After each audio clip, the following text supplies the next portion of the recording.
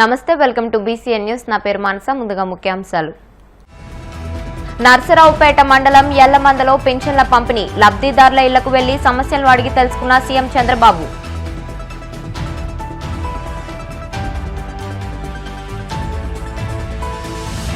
ఇచ్చిన హామీలు అమలు చేయాలన్న మాజీ మంత్రి అమర్నాథ్. కూటమి ప్రభుత్వంపై ఒత్తిడి తెస్తామంటూ స్పష్టం.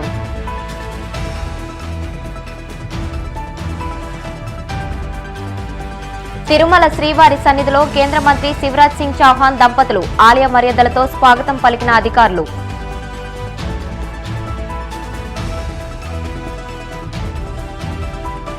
పేర్ని నాని సతీమణి జయసుధకు నోటీసులు. రేషన్ బియ్యం మిస్సింగ్ కేసులో డబ్బు చెల్లించాలని ఆదేశం. ఏపీ ముఖ్యమంత్రి చంద్రబాబు నాయుడు పల్నాడు జిల్లాలో పర్యటిస్తున్నారు. రాష్ట్ర వ్యాప్తంగా పింఛన్ల పంపిణీలో భాగంగా జిల్లాలోని నర్సరావుపేట మండలం యల్లమందలో లబ్ధిదారులకు చంద్రబాబు పింఛన్లు పంపిణీ చేశారు. స్వయంగా లబ్ధిదారుల ఇళ్లకు వెళ్లి పింఛన్లు పంపిణీ చేశారు. శారమ్మ అనే మహిళ ఇంటికి వెళ్లిన ముఖ్యమంత్రి పింఛన్ నగదు అందజేశారు. ఈ సందర్భంగా కుటుంబ సభ్యులతో మాట్లాడి శారమ్మ కుటుంబ కష్టాలను అడిగి తెలుసుకున్నారు. శారమ్మ కుమార్తెకు మంచి చదువు చెప్పించాలని, ఆమెకు నీట్ కోచింగ్ ఇప్పించాలని అధికారులకు చంద్రబాబు సూచించారు. కుమారుడికి ఎస్సీ కార్పొరేషన్ ద్వారా ₹1,00,000 రుణం ఇప్పించాలని అధికారులకు సూచించారు. అదేవిధంగా మరో లబ్ధిదారుడు ఏడుకొండల ఇంటికి వెళ్లిన చంద్రబాబు స్వయంగా కాఫీ పెట్టి ఏడుకొండల కుటుంబ సభ్యులకు అందజేశారు. వారితో కొద్దిసేపు ముచ్చటించారు. బీసీ కార్పొరేషన్ ద్వారా ఇంటి నిర్మాణం కోసం 5 లక్షలు ఇప్పించాలని అధికారులను చంద్రబాబు ఆదేశించారు. పింఛన్ల పంపిణీ అనంతరం స్థానికంగా నిర్వహించే కార్యక్రమంలో చంద్రబాబు పాల్గొని ప్రసంగించనున్నారు.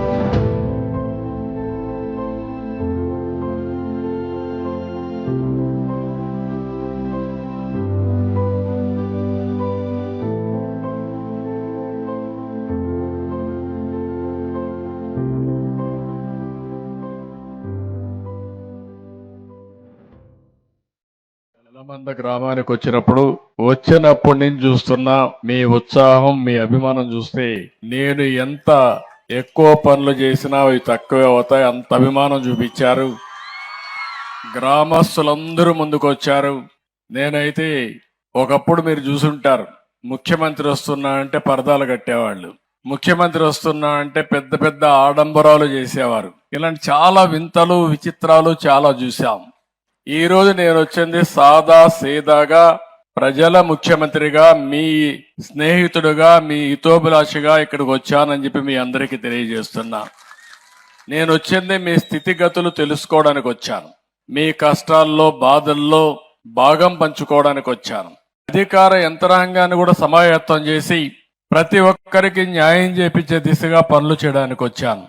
మీ ముఖాల్లో ఆనందం చూడడానికి వచ్చాను. 5 సంవత్సరాల్లో ఈ ఊర్లో ఎవరు నవ్వు ఉండరు. నవ్వితే కూడా ఆ రోజు ఉండేవాళ్ళు మీ మీద కేసులు పెట్టేవాళ్ళు. నవ్వడానికి కూడా స్వేచ్ఛ లేని పరిస్థితి, బయట పోవడానికి కూడా విధి లేని పరిస్థితి. అక్కడి నుంచి ఈరోజు చూస్తే నేను ఒకటే ఆలోచిస్తున్నా, ఏ ఇంటిలో కష్టం వచ్చినా వాళ్ళ ఇంట్లో నేను ఒక ప్రాణ స్నేహితుడిగా ఉండి వాళ్ళని కాపాడుకుంటానని చెప్పి కూడా నేను మీకు తెలియజేస్తున్నా.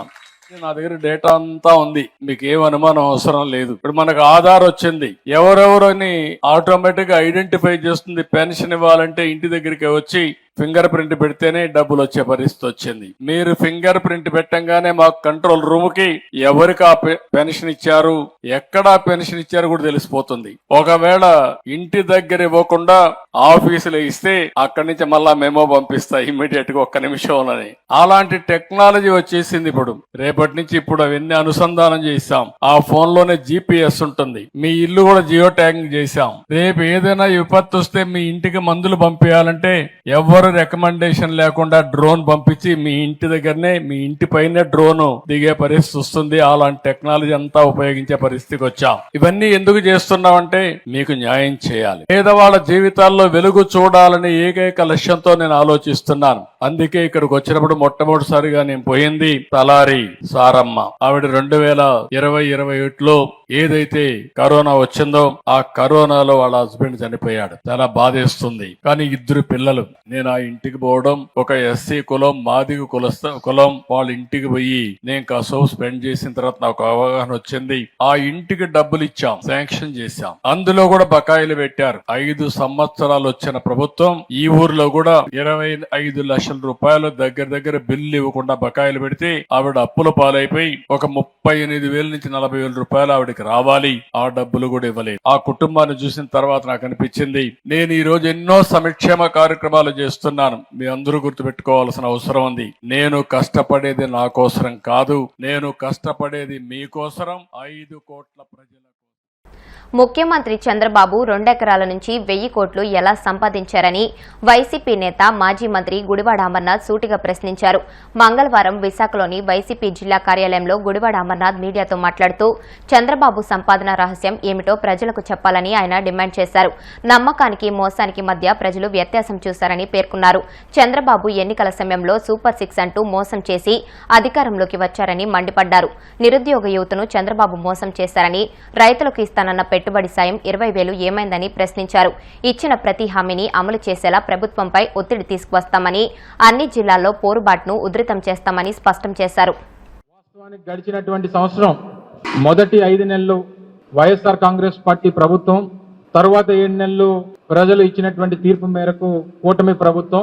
ఈ సంవత్సరంలో ప్రజలు నమ్మకానికి మోసానికి మధ్య వ్యత్యాసం కూడా చూశారు.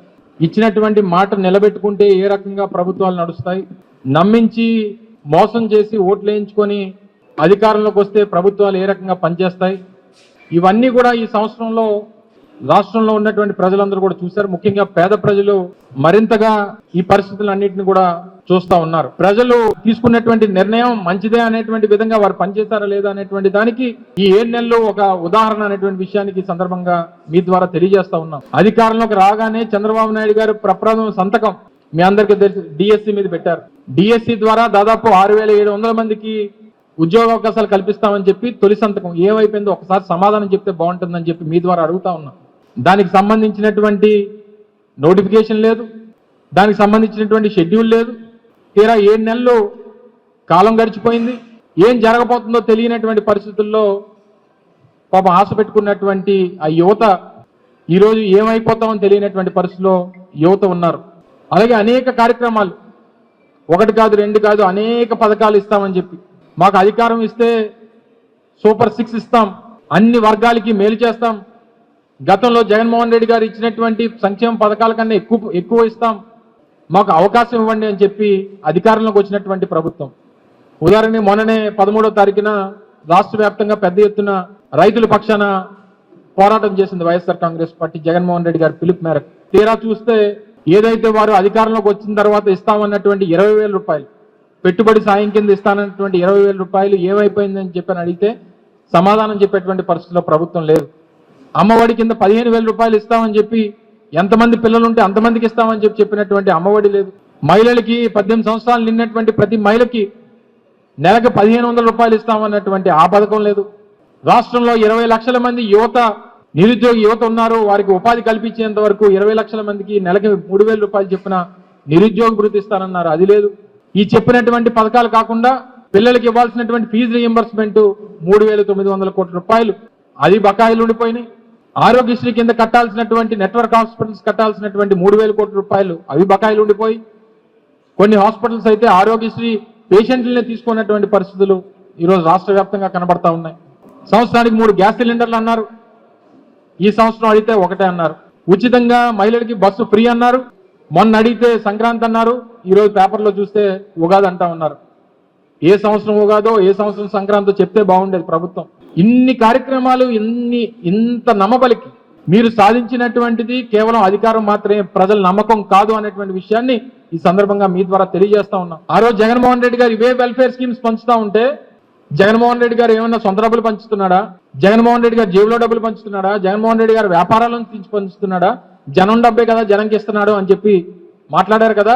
మరి ఇప్పుడు కూడా మేము ప్రజలకు ఇమ్మంటుంది ఆ జనం డబ్బే ఇమ్మంటున్నారు, చంద్రబాబు నాయుడు గారు హెరిటేజ్ డబ్బులు కాదు. దేశంలో ఉన్నటువంటి అన్ని రాష్ట్రాల్లో కల్లా అత్యంత ధనిక ముఖ్యమంత్రి చంద్రబాబు నాయుడు గారు అని చెప్పి నిన్ననే సర్వేలు వచ్చినాయి. ఆ రోజు జగన్మోహన్ రెడ్డి గారు ధనిక సీఎం అని చెప్పి పెద్ద ఎత్తున ప్రచారం చేస్తూ ఓదరగొట్టి 460 కోట్ల రూపాయలు విలువ గల కుటుంబ ఆస్తుల విలువ అని చెప్పి ఆ రోజు జగన్మోహన్ రెడ్డి గారు ముఖ్యమంత్రిగా ఉన్నప్పుడు ఓదరగొట్టారే. మరి ఈ రోజు దేశంలో అత్యంత ధనిక సీఎం చంద్రబాబు నాయుడు గారు 960 కోట్ల రూపాయలు ఆస్తులు విలువ కలిగినటువంటి ముఖ్యమంత్రి చంద్రబాబు నాయుడు గారు అని చెప్పి నిన్ననే సర్వేలు వచ్చినాయి. వాళ్ళు పొరపాటున 2 సున్నాలు 3 సున్నాలు మర్చిపోయినట్టున్నారు. కేవలం 960 కోట్లు అన్నారు, ఇంకో 2-3 సున్నాలు యాడ్ చేయాలి.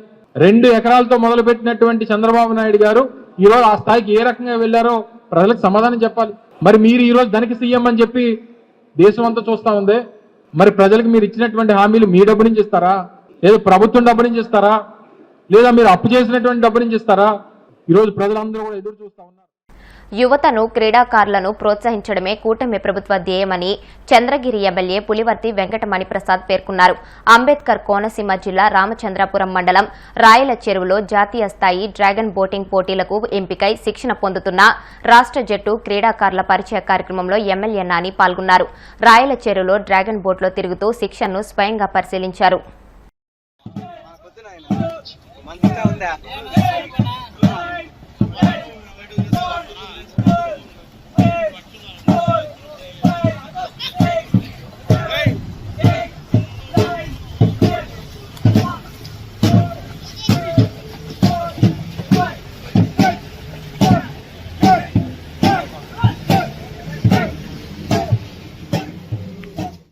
కేంద్ర మంత్రి శివరాజ్ సింగ్ చౌహాన్ దంపతులు తిరుమల శ్రీవారిని దర్శించుకున్నారు.